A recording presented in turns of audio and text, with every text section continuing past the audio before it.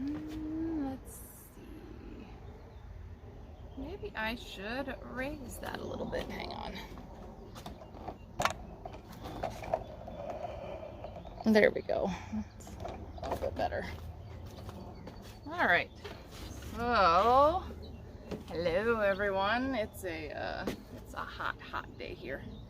I put the umbrella up to try to sort of protect myself because it's hot. It's a hot day. It's kind of a hot still day too. It's not very pleasant outside.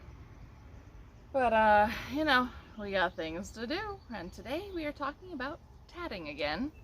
So we are on our sort of rotational lace. So we've got 3 different laces we talk about on Mondays, if you recall. What do we talk about? We talk about knitted lace, tatted lace, and Mediterranean knotted lace. Although I am going to take a Monday and show you all the garden very soon, because things are finally growing and popping, and I've got all kinds of flowers and fruits that are finally coming together. So I can't wait to share that with all of you. But until then, let me just remind you of a few things. The Slow Yarn Crawl is going on right now, so you can grab your passport from Black Sheep or at the Slow Crawl website.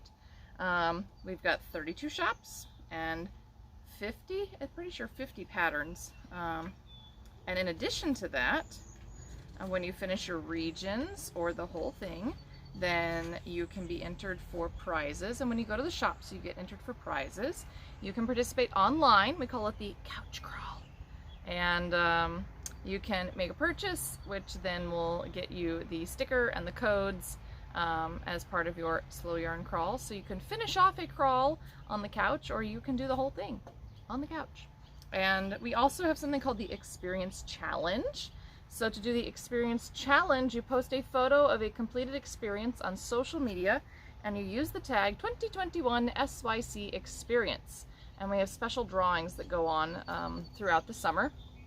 So experiences are things like knit or crochet in public, spin or weave in public, attend an in-person or virtual trunk show, use indie dyed yarn, have your book or pattern signed by the author, share a finished object, take your class in person or online, and learn a new skill. So it's just all kinds of fun things that you can do. So you just take a picture, post it to social media, make sure you use that hashtag 2021 SYC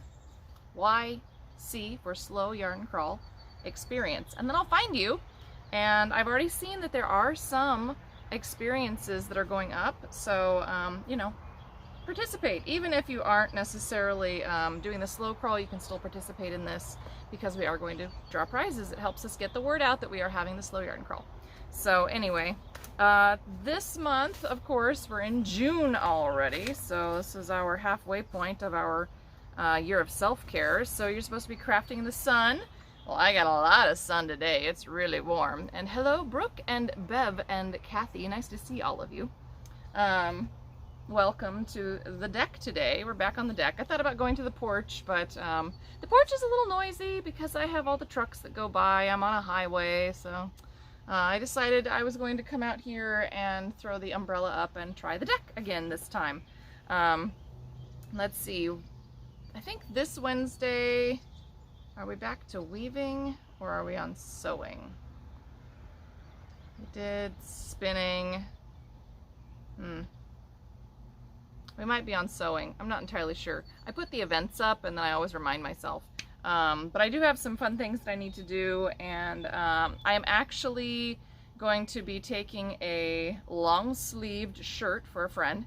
I'm going to turn it into a short-sleeve shirt because he just doesn't really wear long-sleeve shirts, but this was a great bargain, so I couldn't pass it up. And I got some measurements from him, so I need to go measure out his shirt and cut the old sleeves off. And then I have looked up this method of using the serger to hem, and I'm going to try using my serger to make sort of a band hem on his shirt sleeve so that it's a nice finished edge, a nice finished tidy edge for his shirt sleeve, so that I can ship this off to him. And this very good friend of mine also really likes peanut butter cookies, so Ina's going to help me make some peanut butter cookies. Today we made lemon blueberry muffins because that's one way she'll actually eat blueberries. is in a muffin. So we made lemon blueberry muffins today. I have lots of lemon blueberry muffins, and the ducks are finally laying eggs again. I've had one egg 3 days in a row, but they are enormous eggs. They're huge eggs. I have no idea how they're coming out of my ducks. Previously, the ducks did not have enormous eggs, so I'm not sure exactly what's going on in their little systems, but I'm hoping that it calms down. Now, in addition to that, I did pick up some ducklings and some chicks for Ina, and I will show you all of those on Wednesday. I didn't really set up to show you today. I don't know, we'll see. Maybe at the very, very end I'll walk you through the house and we'll go see the chicks and the ducks. But they are in a couple of totes in my plant room, hanging out and growing, and Ina just absolutely loves them and asks to go in and see the chicks and the ducks a lot, just a lot. Because of course we've only had them for 3 days. I picked them up Saturday. So anyhow, I am doing my very best on my year of self-care to start going through my old projects, and I'm trying to finish some of those because that's kind of the plan that I set for myself. But you can do whatever it is that you want to do for year of self-care. Make sure that you take a photo and you post that to your social media and tag us. If you just tag us BSFE or Black Sheep Fiber Emporium, just so I can find it. That's really all it really comes down to, is I need to be able to find it. So today is tatting day. Now that I am through all of my fun reminders, most of them anyhow, I don't know, I wasn't sure exactly what I wanted to do for this tatting day, so I thought we could play with my new amber shuttles. We can talk through some basic tatting info, and I thought maybe I would give you a few tips while we're going along, things that I like to do or things that I like to keep in my kit, because for one reason or another they help me. So I am, oh, I've got the hummingbirds back. I love the hummingbirds. So anyway, I am going to pop the camera down and we will dig into my tatting bags and see what we can do today. So, all right, let's see. Oh yes, Brooke, there's always so many projects, right? So many projects, so little time. Okay, and let me just turn. See if I can get this turned anyway. Come on, there we go. Okay. So here we go, peepity peeps. That's what I call the chickies too. I should probably not say that to you guys. I do like the chicks and the ducks. I picked up 6 silky chicks, and I say that very slowly because I need to, and they're quite cute. So let's see. Let's talk about things that I keep in my tatting bag.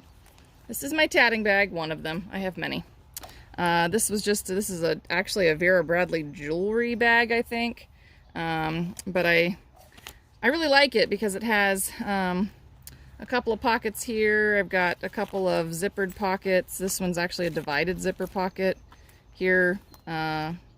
Anyway, and then it also has, this I think is meant for rings or something, but I actually keep a bobbin winder down here in the middle. And I keep thread in here as well, and projects that I'm working on. But speaking of that, I also keep my little go bag. So this is like a little bag of essentials that I always try to have with me.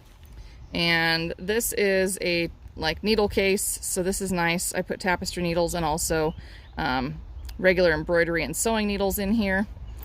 And then I have a pico gauge. That's a nice, handy little tool to have. This one happens to be an old one. They've updated it. This one was very thin and it's easier to break. The newer one is much thicker and much easier to handle. And then I always have some scissors. Although my favorite ones are actually the little super snips that we sell. And then I also like to have these tiny little short crochet hooks in here. And all of the little short crochet hooks come with a little loop on the end. So I like to take just some little hooks or some tatting and add to them so that they're a little bit easier to find in my bag. And then I also happen to have a bobbin winder for my Dreamlet shuttles and an extra bobbin in this one, but I don't necessarily keep that in all of my little go bags, as I like to think of them. But I do these kind of bags for all of my knitting bags as well, because I always like to have essentials with me. So what else do I have in here that's really good? These are nice hanky blanks. I think this edging is probably going to end up as a hanky edging. I was originally going to do a pillowcase edging, but the more that I think about it, the more I think this is going to end up as a hanky edging. So I have a hanky in here, and I can get these. I don't know if we have these in stock right now, but I can get these if you happen to be looking for them. This one has some Lily of the Valley machiner embroidery on it, and then of course all of the edges are finished and ready for you to start working. These would also be really nice for Mediterranean knotted lace. Just throwing that out there. I can get those. What else do I have in here? So here is another little needle case, tapestry needles, and a pin just in case. It's always good to have, you know, those extra little things. This is always in this bag. What else have I got down in here? Band-aids and a needle threader. That's of course a project that I'm working on. Within the bag itself, I also have a good pair of Ginger scissors. Ooh, this is all like decided to magnetize itself. Hang on. There we go. So there's a good pair of Ginger scissors, and then I have a scissor fob on it. This was made for all of the participants at one of the lace conferences. I can't remember which one, but it was fabulous because I could just throw it on my scissors, and it's easier to find my scissors in my bag. So I do keep those, and I always keep my little Ginger tips on them. And then I have two more. Here you can see a couple more. Oh, and here, this is a broken something or other that I was using. Throw that back in. So here I've got two more of my little mini crochet hooks, and I've just added some tatting. This is just some random rings and beads and picots, and this is a bunch of random rings that I use so that I can grab my pieces. I can find my little crochet hooks in my bag. And then this little guy, I love this thing. Technically this is actually for your sunglasses, but I use this to hold my hooks. So it's a magnet back. We carry these in the shop. I don't know that I have a lot of them right now, but these are the Puffin & Co. Ones, and I of course bought the bunny because I love bunnies. And it just like, it's a really strong magnet, clips right to your things. If you happen to have a pacemaker though, you really shouldn't use these. But it's nice because you can just throw your crochet hook on it and it just pops right on there so that you can keep it with you and it doesn't wander off while you are tatting. Oh look there, now it's not going to wander off because I don't know if you can see that, but I clipped it. Let it magnetize, pop down onto my metal table. So anyway, those are some things that I like to keep in my bag. I like to decorate shuttles, so occasionally I do have decorated shuttles available. I haven't really done many of the Dreamlets yet. Those are the ones that have the post, that they're magnetic and a post bobbin. Post and bobbin shuttle combined. So it's magnetic, which is really cool, so they snap shut. Has the bobbins, so you can wind your bobbins, pre-wind your bobbins for your project. But then it acts like a post shuttle because a lot of people really like those post shuttles, like me. So that is, I haven't done as many of these, but I should decorate some of those. But I like to decorate my shuttles, and so I end up with just kind of fun things on them. This one happens to be an airlet, same company that makes the Dreamlets, just a little different style. This one is a bobbin style, an actual bobbin style. So it pops in and out like so. And then you use your thumb to kind of roll the thread off. Okay, so let's talk some tips and tricks, and I think I will wind my amber shuttle and have a little fun with that. These happen to be my patterns. I just had a couple of patterns that were hanging out in my bag as well. And hey, Angela, it's good to see you. Alrighty, here we go. So this, I think I won this somewhere at a raffle. It's like a shuttle shuttle or a bobbin keeper. Super cute idea. So it's just bags that have been sewn down into like a little quilted cover with a little loop and button closure. And I have a few tatting shuttles. I've got a few. I have a lot. So I have a silent tatting shuttle and a couple that don't have hooks, a resin and a wood. One of the Powell shuttles that's a stainless steel. It's quite nice. Just a couple of decorated ones. There's another one that I decorated myself. This little guy.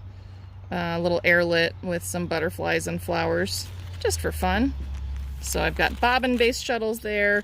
The clovers, I have tons of clover. Tons of clover, and you can see I've decorated a lot of them.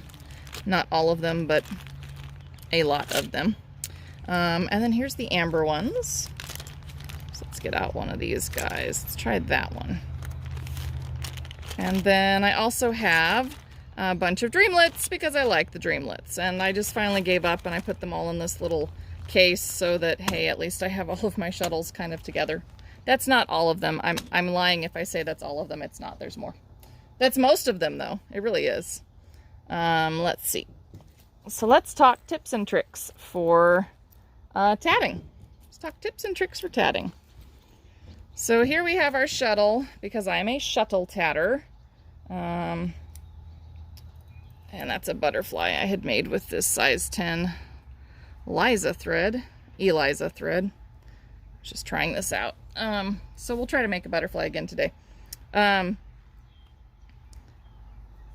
Oh, tips and tricks. So the first thing is, if you are trying to find the end on a ball of thread, usually it has just been kind of tucked in under the band a little bit. So, but it may be really hard to find this little tail. So if you use your thumb and you kind of like pop it back and forth, the tail will pop out so that you can find the tail on your thread. And let's see. What's another good tip? When you go to wind on, always decide kind of what your up and down is on your shuttle, and then go ahead and pull your tail through. And it's usually helpful to hold your tail on the top of your shuttle. Oh, that's got a nice click. Oh, this guy knows what he's doing with these amber shuttles. Sorry, I'm a little excited. And once you've started to wind on a little bit, you can let your tail go, because it will just sort of, oh yeah, that's nice. That's got a nice click. Yeah, it feels good in my hand too. Winding on, you can let your tail go after you have a little bit wound on, because it will be secure enough because you have enough wound on that the tail won't pop out. Another good thing to do is to go ahead, and most threads, not all threads, will need to be sort of untwisted a little bit. That's going back the other way. Let's see if it's balanced. Right about there, it's balanced. Because you will add twist as you are winding your thread on. So that is one thing. If you happen to have like a yarn winder and you can just stick it on your yarn winder and pull your thread off, sometimes that can help with the twist issue, but it doesn't always fix the twist issue.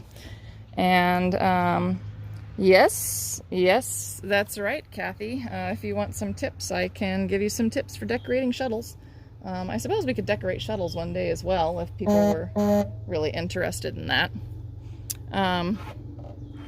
Anyhow, or I can show you my method. Gosh, this is going to be a nice shuttle. Super nice shuttle. Let's see, other tips. When you go to make your first ring, go ahead and make sure that you are set up properly. So if you are tatting so that your thread comes off the thumb side of your shuttle, you're going to run into issues later on. If you flip your shuttle around so that that thread comes off the back side or your pinky side, you'll be much happier, I promise. I don't know that I have quite enough to do a butterfly. Hang on. So once I start this, or I guess I could do some rings and some chains. I was just going to make a butterfly for you guys. So when you go to start your first ring, make sure that you have fully flipped your first half of your stitch and that you have pulled it down under your thumb and your finger. A lot of times these stitches will want to flip back, and the way to keep them from doing that is to keep your shuttle thread tight. So keep that shuttle thread tight. Ring thread loose, shuttle thread tight. And the way that I always, yeah, that's got great action. That's nice slip and slide. The way that I'm just gonna cut this off. We're gonna make a butterfly.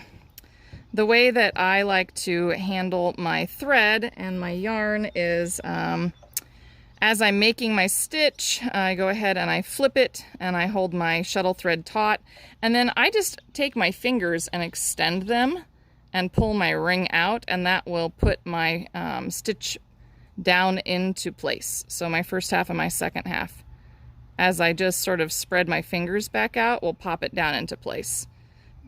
Counting is important. If you can keep track of it in your head as you go along, that's great. If you can't, we have 1, 2, 3, 4 stitches right there on my finger. If you're concerned at all about your stitches not being flipped, you can check them by opening and closing the ring on your hand as you are getting started tatting. If you're new to tatting, I recommend that you check every few stitches throughout your piece until you become really comfortable with what it should feel like as you are tatting. The more advanced you become, the more you'll find that your actions get smaller and smaller, and so instead of tatting over your whole hand, I find that I tat over about 2 fingers, like so. Okay, and then I was talking, so I didn't count. Let's see how many I have. 1, 2, 3, 4, 5, 6, 7, 8, 9, 10. Let's make a couple more. 11 and 12. Picots! Picots can sometimes be a problem because your picots will want to curl. That's because your thread here will get too much or too little twist in it based on how you have been tatting. So to correct that, a lot of times what you need to do is back out a little bit. Let me see what this one's going to look like. That could have been bigger. If you find that the picot that you have made is not big enough and you don't happen to have a pick, I like it when I have a pick, just go ahead and grab a pin or a hook and pop it into the base of your stitch, and then you'll want to move the first half out because that is what makes your picot bigger. The picot is just the space between 2 stitches. Let's see, what else can I tell you? I'm gonna make a medium one. That one could have been a little bigger too, but it's okay. Now we'll make a little one. So we're making this wing right here on the butterfly. If you notice that your thread, it's actually not kinking up. If you notice that your thread is starting to kink up, don't be afraid to just drop your shuttle. It's not going to go anywhere. It is attached. It's attached, so it's not going to go anywhere. It's totally fine. Oh yeah, this is a nice shuttle. It feels really good. I mean, I always like picks on my shuttles, but I buy a lot of pickless shuttles just because I think they're pretty. What can I say? I am attracted to the pretty things. Oh yeah, that's very nice. 5, 6.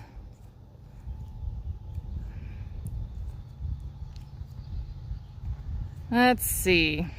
Closing our rings. Or actually, so here's something that I always do when I am counting my stitches. I need to have 12 stitches. I always count the stitch that I used to make the picot, because the picot is really just thread between 2 stitches that sticks up. So I always count this as the first stitch of a series. So if I need 12 stitches, this one is a 1, 2, 3, 4, 5, 6, 7, 8, 9, 10, 11. So I just need one more.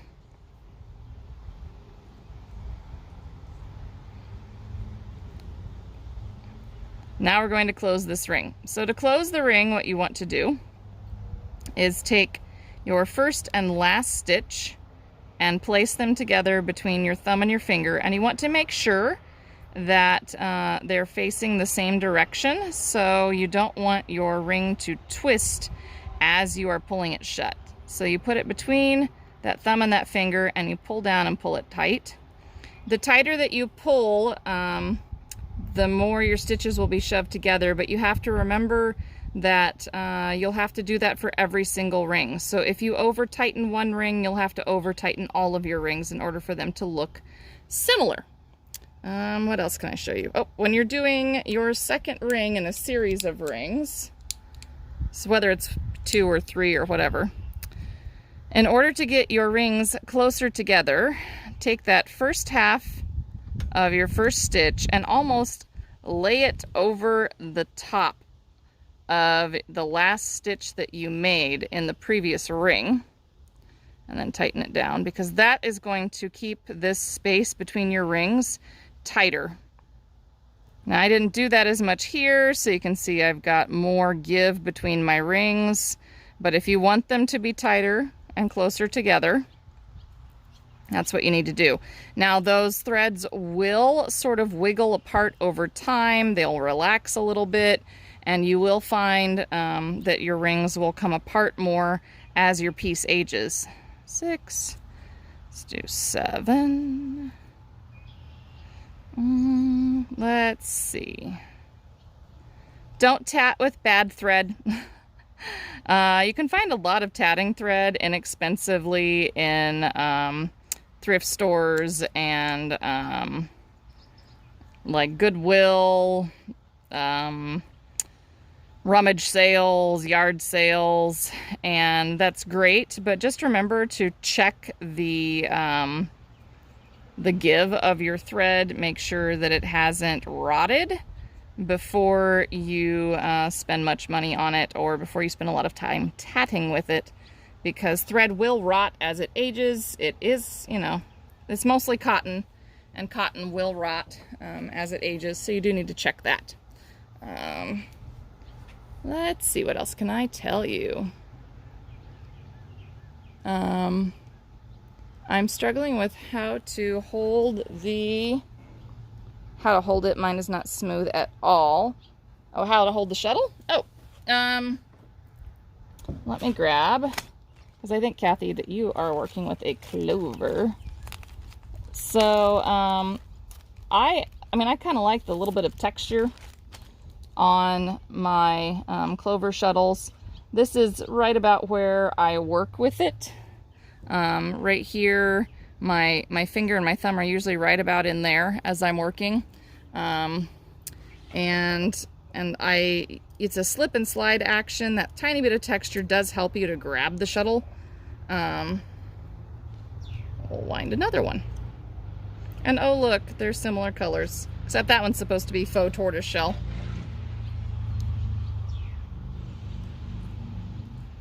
That's what this one is faux tortoise shell. All right, we'll wind a little dab on here. And that's good, because then we can tuck chains as well. So I'm having to unwind my thread. This is the Eliza thread. This is another one by Handy Hands. The Lizbeth, that one's Lizbeth right there. This one, this is a Lizbeth 40, is made by Handy Hands. And it's their Lizbeth is very popular, but it is a tighter twist, harsher feeling thread. So they came out with this one, which is a little softer twist. And it's not bad. It only comes in size 10, very limited solid colors at the moment. When you're holding your shuttle with your clovers, at least for me, I support the shuttle under my thumb to slide it under, and then I kind of grab it with my finger more to pull it back through. And you have to remember, I've been doing this a long time, and I've tatted a lot of stitches. So for me, it's going to look a lot simpler and smoother. For you, it's just going to be practice. I guess the best thing I can say is to hold your shuttle lightly and delicately. Don't death grip this thing. This is not going to get you what you want. Nice and light, soft and airy. If you drop it, it's not a big deal. It's connected, so you can pick it back up. It's not a huge deal. So you just, you know, light and airy, nice and soft. Almost like you aren't holding it all. It's more of a, you touch it as little as you need to move it through, because all you're really trying to do is, there's a twisted picot, is hold on to your shuttle enough to make your stitches. So let me see here. So if you end up with a twisted picot, so the thread is not acting right, you can see it's trying to twist right here. The best thing that you can do is sort of pull that picot back out and adjust it back into place and hope that it won't twist too much. So that's usually a problem in the thread. It's you've twisted it just a little bit as you made your ring. And it's not necessarily your fault. Sometimes it's just the action of the thread itself. But you can see my ring is trying to twist here. So clearly I have some extra twist in it as I made my ring. So you just do the best you can and try to keep the twist from entering your picot. Sometimes you have to make your ring quite a bit bigger to mitigate that. Let's see, let me just sort of quickly tat a ring. So we're going to close our ring. Same thing again here. You make sure that your stitches are all facing the same direction. You pull all the way down so that your ring pulls nice and tight. And again, you can adjust the tension of your rings by pulling or not pulling this core thread tighter. You can make it a little more open or a little tighter. It's kind of your preference. Chains, when we go to make chains, you will almost always reverse your work to make a chain. I say almost always because there's an exception to every rule. And then usually I end up winding up some of the thread on my shuttle. And the same thing kind of applies here. As you're beginning to make your chain, you almost want to lay that very first stitch over the top of the last stitch that you made so that your thread will be nice and snug up against the base of the ring, and you won't have any gaps between your ring and your chain thread. I don't know. Those are some of my best tips. I was trying to think of all the different tips that I could tell you, but those are some of my best tips right there. And I quite like my little amber shuttle, so I'm glad I got the chance to play with it out here with you all today. Okay. So, does anybody have questions about tatting or the tips that I have shared? If so, now's a great time to ask them, because if not, we're going to talk about some other stuff, and then I will see you all on Wednesday. No? No questions? Alrighty. I'll flip this back around. There's my yard. Okay. So, okay. Yeah, anyway, so those are some of my tips and tricks for tatting, as well as some of the things that I like to keep with me when I'm tatting. You may find as you go along that you'll add other things to your arsenal. It's always nice to have a paper clip or a coilless safety pin, or one of those pear-shaped crochet markers as well, stuffed in your bag, because sometimes you need that to hold a ring or a picot or a shuttle open while you do something else. So those are nice to throw in your bag. Pens and pencils, of course, are always great to throw in there. If you happen to be making a large handkerchief edging and you don't have the hanky with you, it's also nice to have some kind of tape measure in your bag. But for the most part, I don't really use a tape measure for the tatting, because the things that I'm making, I'm not measuring to a certain edge, if that makes sense. So if you're making pillowcases or hankies, then you'll definitely want to carry a tape measure. Another nice thing to have is what we call an edging keeper. So if you're making a long piece, I don't have one out here, it's really nice to have a little edging keeper that you can wrap your edging around and then rubber band it so it doesn't wander off. because when you end up with, 6 feet of tatted edging, it's kind of nice to have that wound up. What else do I need to tell you? Let's see. Don't forget to subscribe to our YouTube channel, Facebook page, Instagram, TikTok, all those good things. We try to post all of those almost daily. We post to them a lot. And make sure that you are joining me for my Monday and Wednesday videos where we do fun things every week. I do try to put the events up so that you can say you're interested, so Facebook will remind you that I'm going live or that you missed it and you should go back and watch the video. Tina has been doing some really fun morning coffee with Tina videos, which she puts up on YouTube, and then she shares the link to Facebook. So you can check those out, see what she's been up to as well. She's sharing all kinds of fun stuff. I can't even think of all the fun stuff. She's been working on the t-shirt again, and she's been doing sashiko, and she's been doing just all kinds of stuff. She shares fun things almost every day. So make sure that you are checking that out as well. The IOLI Unconvention is coming up, and I am taking classes in Mediterranean knotted lace because I thought, why not? And I'm still really tempted to do the lace contest, even though I may not have a super beautiful piece. I kind of want to do it just to say I did it.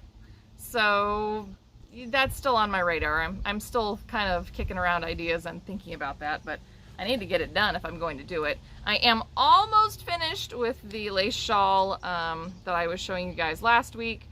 And then I have a pair of socks I need to finish, and I have some sewing stuff I need to do, and there's just always things to be done in the garden and cleaning and, and the duckies and the chicks. So I'll take you in. I wasn't going to, but I'll walk you through my house. I'll take you in so you can see the duckies and the chickies. So bear with me. Just bear with me. All right. Whew, it's a lot cooler in here. Boy, it's warm outside. It's really warm outside. All right. So here we go. Oh, peepity peeps. So here we go. Here's our little temporaries. These are just little temporary holding areas. And oh, there's a little black guy. Hi, little chicky chick. You hanging out back there? Yeah, the poor little silkies need more heat right now than my ducks. My ducks are like 12 days old, and the little silky chicks are only 5 days old. So, anyhow, there we go. Little peeps. Little peepity peeps. And they are just like hanging out doing their thing. And, oh look, I need to clean the ducks' water again. Imagine that. You guys are just like running all over. And this is part of why I like them as well, because I like watching them as they go peepity peeping and walking around. So I have 3 blues and 3 blacks in there, and I have 2 blacks and a couple of buffs, and I don't know what the others are because I don't really know chicken colors. I'm not really a chicken person. I just got them because Ina likes them. So anyway, oh, there's all my canning stuff too, because I do canning, a lot of canning, because I have a garden. So anyway, I will see you guys Wednesday, and I don't remember exactly what we're doing. If we're either weaving or we're sewing. We aren't spinning, because I did the spinning last week. Anyway, but I set up a bunch of events, and I also put the solar dyeing up. So if you want to hang out with me while I do the solar dyeing, I think the first week of July is when I put that up. Then that's what I'm going to do, because I have lots of jars. So I thought it would be fun to play with some solar dyeing. Plus it's hot here, because I live in Missouri. Anyway, make sure that you, like I said, are liking and following us on all the different things. Make sure that you're posting for Slow Yarn Crawl experiences as well as the Year of Self-Care. And yeah, just join us. We're having all kinds of fun. And don't forget to, go crawl, whether in person or online, because it's fun. It's super fun. Super fun. You get to see all the different shops and you get patterns, and it's fun. It's so much fun. Anyway, all right, until next time, take care of yourself. What do I say? Mentally, emotionally, physically, and craftually. And I am going to go have my coffee and hope that Ina doesn't wake up too early. So I'll see you guys Wednesday. Bye.